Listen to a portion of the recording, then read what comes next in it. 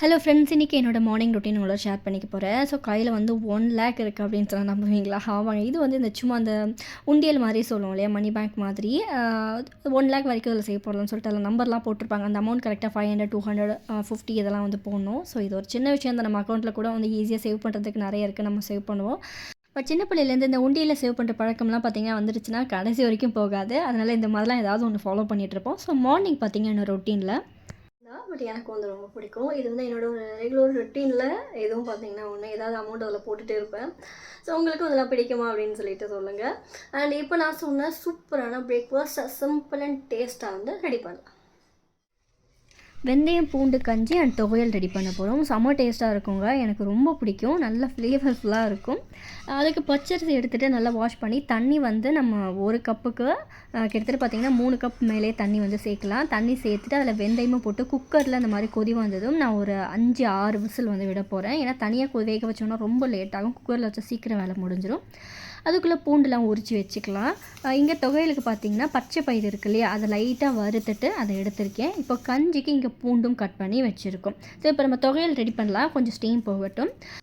தொகையிலுக்கு பாசிப்பருப்பு ஃப்ரை பண்ணி வச்சுருக்கோம். பச்சை பயிறு ஃப்ரை பண்ணி வச்சுருக்கோம். அந்த தோலோடு இருக்கிற பயிர் தான் வாசனையாக இருக்கும். இதில் வந்து எவ்வளோ வேணுமோ தேங்காய் அந்தளவுக்கு ஆட் பண்ணிக்கலாம். ஆட் பண்ணிவிட்டு இதில் பூண்டு வந்து நம்ம தோலோடையே போடலாம். தோல் எடுக்கணும் அப்படின்ட்டுலாம் இல்லை, தோலோடையே வந்து பூண்டும் ஒரு 6-7 பல் பூண்டு சேர்க்க போகிறேன். ஒரு சின்ன துண்டு புளி வந்து ஆட் பண்ணியிருக்கேன். காரத்துக்கு தேவையான அளவுக்கு மிளகாய் சேர்த்துட்டு உப்பு எவ்வளோ வேணுமோ ஆட் பண்ணிவிட்டு தண்ணி லைட்டாக சேர்த்து நல்லா கொரப்பாக அரைச்சிக்கலாம். சூப்பராக இருக்கும் இந்த பச்சை பயிர் துவையல். இங்கே ஸ்டீம் போயிடுத்து. ஸோ எவ்வளோ தண்ணி வேணுமோ அந்தளவுக்கு இதில் தண்ணி சேர்த்து பாலும் ஆட் பண்ணி, பால் தான் இதில் மெயின். தேங்காய் பால் சேர்க்கலாம், இல்லைனா வந்து நம்ம நார்மல் பால் பசும்பால் இருக்கு இல்லையா, அதுவும் ஆட் பண்ணலாம். பட் பால் கடைசியில் சேர்த்துக்கலாம். இப்போ தண்ணி ஆட் பண்ணி நம்ம எடுத்து வச்சுருந்த பூண்டையும் போட்டு நல்லா வேக விட போகிறோம். ஸோ ஜஸ்ட் ஒரு 5 minutes அந்த பூண்டு வெந்துடும். ஏன்னா நம்ம குக்கர்லேயே போட்டால் ரொம்ப குழஞ்சிடும். அந்த பூண்டு தனியாக நமக்கு தெரியாது. ஸோ பால் கடைசியாக எவ்வளோ வேணுமோ அதையும் ஆட் பண்ணி இறக்கிட்டு இந்த துவையலோடு சர்வ் பண்ணி சாப்பிட்டோம் அப்படின்னா சூப்பராக இருக்கும். நல்லா திக்காக வந்து வேணும்னா திக்காவும் எடுத்துக்கலாம், இல்லை தண்ணியாக வேணும்னா எடுத்துக்கலாம். ஸோ நான் எடுத்துருக்கிற அளவு உங்களுக்கு காட்டுறேன்.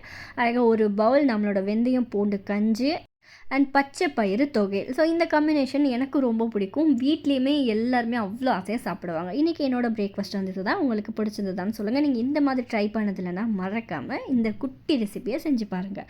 அண்டு பிரணவக்குட்டிக்கு பார்த்திங்கன்னா பர்த்டே, கொஞ்சம் ஷாப்பிங் பண்ணுற வேலைலாம் இருந்துச்சு. நான் அந்த ஷாப்பிங் வ்ளாக்லாம் அடுத்தடுத்து ஷேர் பண்ணுறேன்.